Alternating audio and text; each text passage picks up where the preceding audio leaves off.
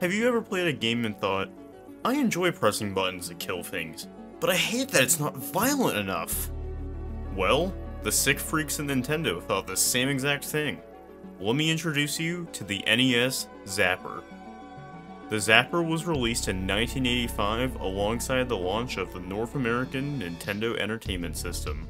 While this accessory has aged weirdly over the years, with it not working on modern TVs, I know one group of people who have no problems with that. Retro gamers, and more specifically, I want to look at retro gamers who speedrun these games using this iconic accessory. Today, with the help of somebody who has run every Zapper game you could think of, Carter44, let's talk about speedrunning with the NES Zapper.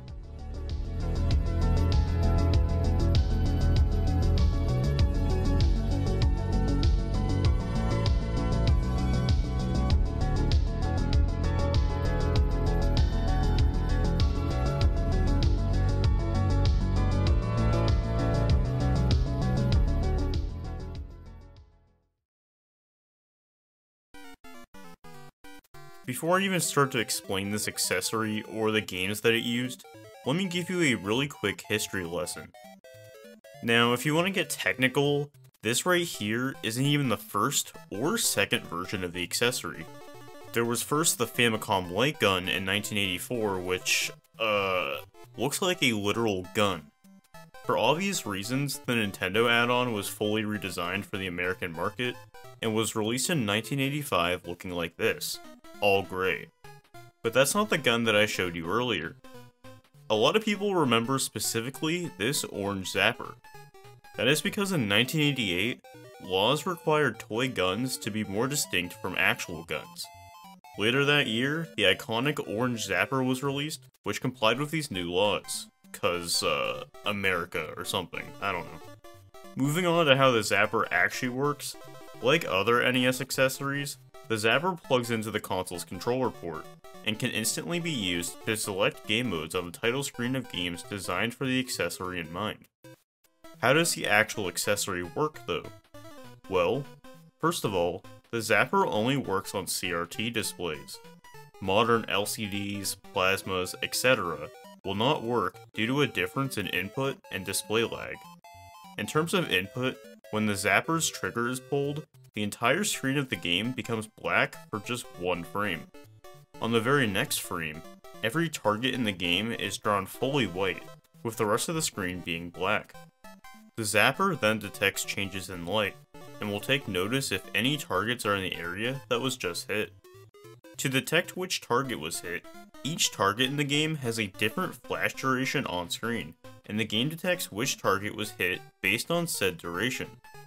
The game will then resume normal graphics, and while it's pretty brief and it doesn't affect gameplay, pretty much everyone can tell when the screen flashes to make these quick calculations.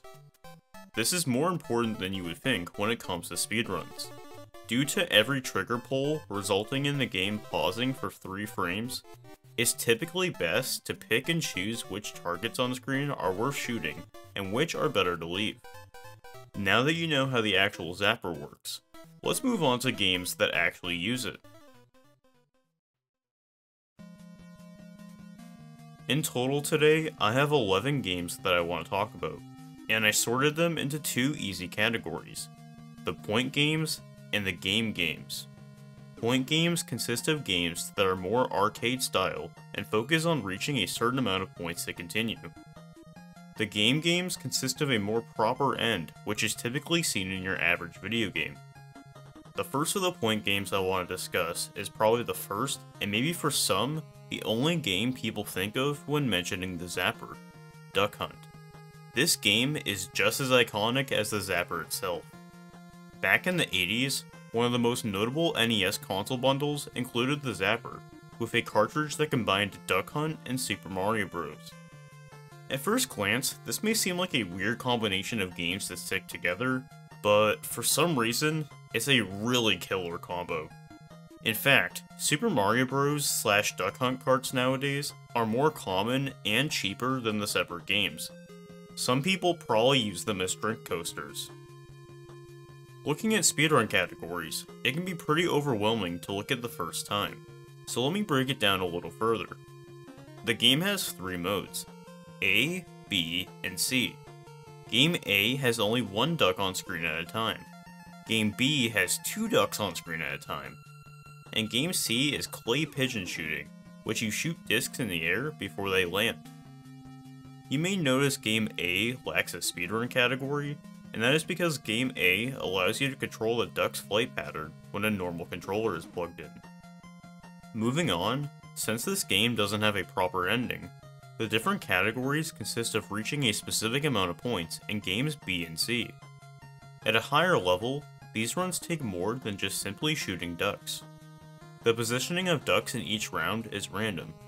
If you want to try and save little slivers of time, you can guess the duck's position and shoot before they even make it over the grass. And on top of that, another important thing to note is the amount of points you get from each duck. The point amount varies, with black ducks being worth 500 points, blue ducks being worth 1000 points, and red ducks being worth 1500 points.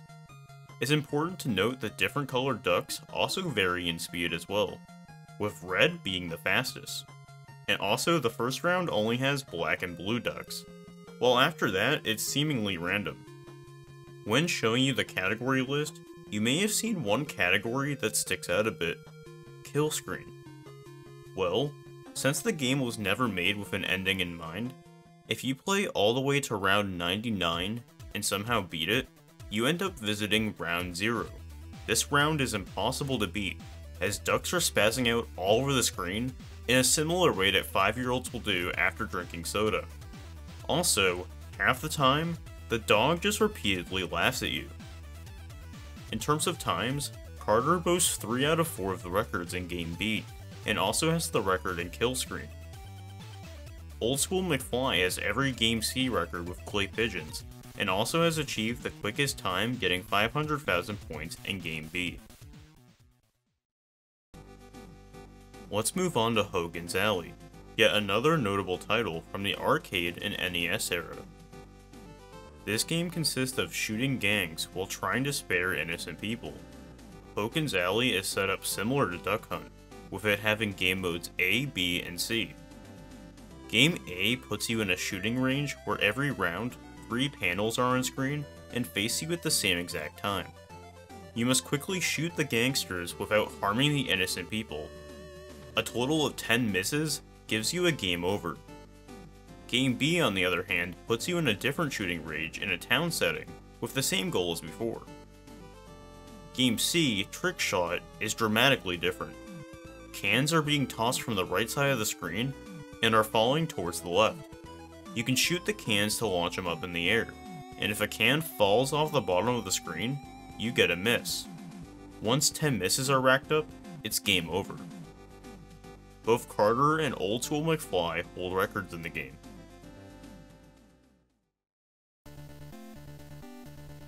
Continuing the point game train, Wild Gunman is a Western-themed shooter based on an arcade title of the same name, and is the last game today to have game modes A, B, and C. Game A consists of back-to-back showdowns with one outlaw.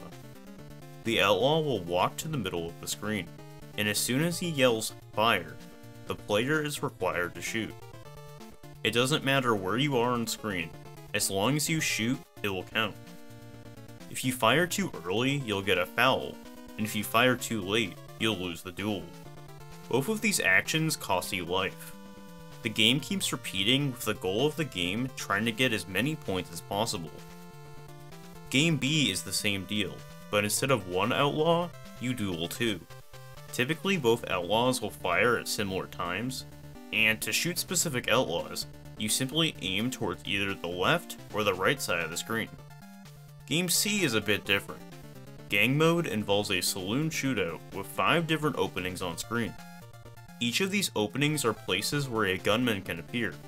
These gunmen appear in waves, with the player only having 15 bullets per wave. For speedrunning games A and B, the time ends when the score crosses 1,000,000 and rolls over back to 0. This is due to the game repeating forever, and of course a speedrun has to end at some point. Game C's timing ends when you beat round 20. Bowtie 1320 happens to have the record in both games A and B, and game C is held by Carter. Rainus made a pretty cool guide that maps out the patterns for the 20 rounds in game C, that I'll link down below. You know what else would be pretty cool? If you hit the subscribe button and liked the video. Do you want more? We have a community Discord link down below, and if you want to become a YouTube member for special behind the scenes content, you know where to click. Anyways, back to the Zapper. Let's move on to the last point game of today, Barker Bill's Trick Shooting. I'm a little bit more familiar with this title compared to some of the others, due to me personally owning this game for many years. I used to go to local thrift stores and find deals on games, and while there wasn't always success, one day, I got multiple NES games for $2 a piece. Try finding that anywhere nowadays. Anyways, the game has 4 different modes consisting of carnival-like games: Balloon Saloon, Flying Saucers, Window Panes, and Fun Follies. The most notable difference while playing the game is on the last minigame, Fun Follies, which actually changes based on what number round you are currently on. Starting on round 4, you get a minigame titled Trixie's Shot, where a woman named Trixie randomly walks around the screen and displays coins. Your goal is to shoot a specific amount of coins, while avoiding directly shooting her. After finishing this, you enter a slot machine game, where you can win extra lives to keep going on for longer. The game continues cycling through the minigames, and assuming you make it to at least round 9, Fun Follies changes to Bill's Thrills, where Bill throws tomatoes and eggs high in the air. Kind of a waste if you ask me, but whatever. Anyways, your goal is to hit them out of the air before they land on Trixie. For the sake of speedrunning, the goal is to simply get through all 4 minigames. This makes the run surprisingly short, with Carter beating every minigame in 1 minute and 50 seconds. This run is pretty straightforward, shooting objects as quickly as possible that appear on screen. There are 2 things to note though. A big factor for the run is the patterns for spawns, similar to Duck Hunt. In the Window Panes level, you can also save time by shooting the panes as soon as they spawn. While this saves time, the window is only a few frames. The easiest to spot difference is in Trixie's Shot, where Trixie walks back and forth at random intervals. Sometimes she feels the need to get in some extra exercise and take her sweet time. I mean, I would take my sweet time too if somebody was shooting money out of my hand. Now we are getting to the true meat of the Zapper library. All the following games here are more properly fleshed out. While the Zapper works amazingly for arcade concepts such as Duck Hunt, it's also exciting to see how developers made some more unique titles fully designed around one accessory. I first want to tackle the only light gun platformer game, Gumshoe. The goal of the game is to collect a gem in each of the 4 levels, in order to pay a ransom. What's the ransom for? To get your daughter back from a mob boss named King Dom. Sometimes games have way darker backstories than you'd expect. Throughout the levels, there are random flying enemies that usually need to be shot, to avoid getting hit. To jump, you can shoot the character, Detective Stevenson. Not sure what kind of powers he's hiding to make himself invisible, but moving on. A big factor in this game is trying to jump as little as possible. This is due to having to shoot the screen to jump, which causes more lag. Time ends upon defeating the final boss, and the record is currently a 10:06 by Carter. Moving over to something more arcade-like again, here's a rail shooter titled Operation Wolf. This is an NES port of an arcade title of the same name. In total, the game has 6 levels, and weirdly enough, it doesn't require the Zapper and can be played with or without it. Imagine if you could play Wii Fit with or without the balance board. Achieving a decent run is highly dependent on good enemy spawns. The records between playing with a controller and a Zapper are over a minute apart. The big advantage to using a controller is if you hold A, you can auto-fire. On top of this, using a Zapper for longer sessions is definitely more mentally and physically draining than just holding a controller. The any% Zapper record is a 922 by Carter, and the any% record for Operation Wolf is an 808 by a runner appropriately named Magma Wolf. Imagine if putting part of the name of a game helped you get a world record in said game. I guess starting next month, I'll be rebranding myself to Storster Dora Journey to the Purple Planet. If you thought one Zapper optional game was too little, what if I told you there were two? Mechanized Attack is also an arcade title that was ported to the NES just a year later. This is a game where you are basically assaulting a tropic island that I guess is home to a cyborg army? I mean, people were pretty creative in the 80s. Anyways, you attack a wide array of things here. Gunboats, people, helicopters, and entire battleships. For similar reasons to the previous game, the record is a bit faster. This time the gap is a bit bigger, with Carter having a 1530 with the Zapper, and Parktown having a 1236 with controller. Gotcha, the sport. A capture the flag-like game that thought slapping exclamations everywhere would make things wacky and cool. So you remember how the two previous games had the option of controller or Zapper? Well, this game requires you to use both the controller and Zapper at the same time. Next you're gonna tell me that Nintendo also expects you to pay $50 for a Nintendo 64 Oh. The game has different levels that require you to move right to grab the flag, and then go all the way back to the left to bring the flag back to your side. While all that is happening, you face military-themed enemies. The only two things you need to worry about in the run is 1. Always hold left or right on the D-pad, depending on which part of the level you're on. And 2. Make sure to drain all your ammo at the end of the level. The less ammo you have, the shorter the countdown is.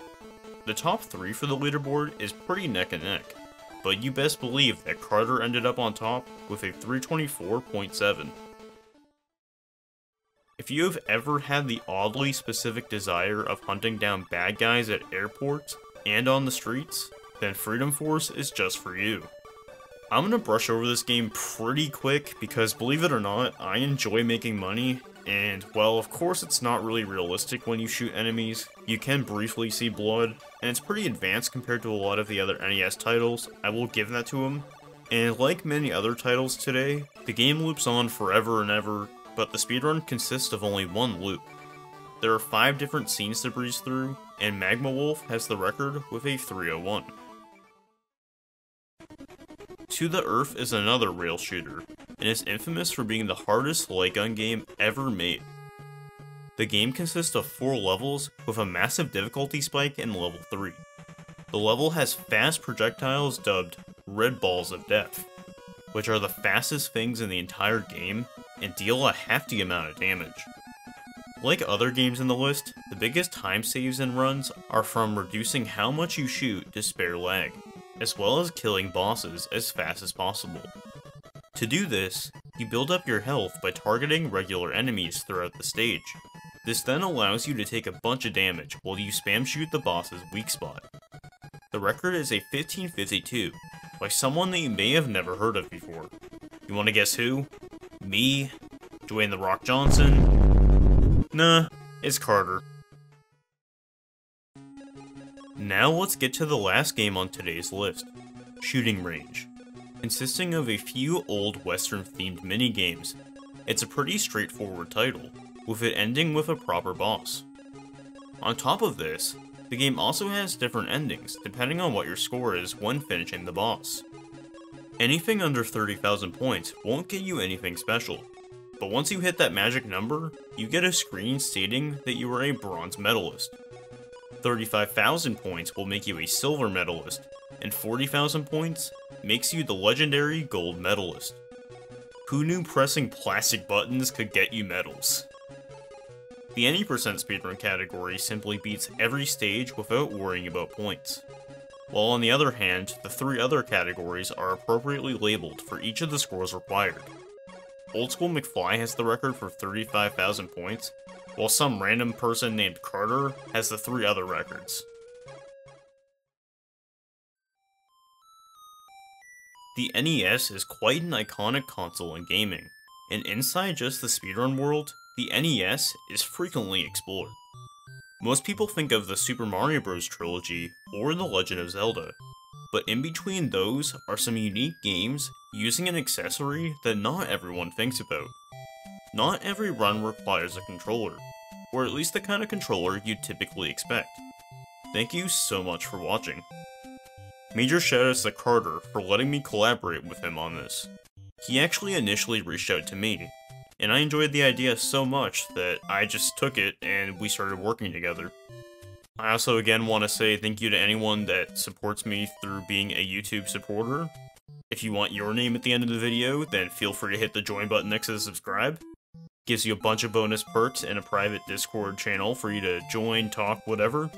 Anyways, stay safe everyone.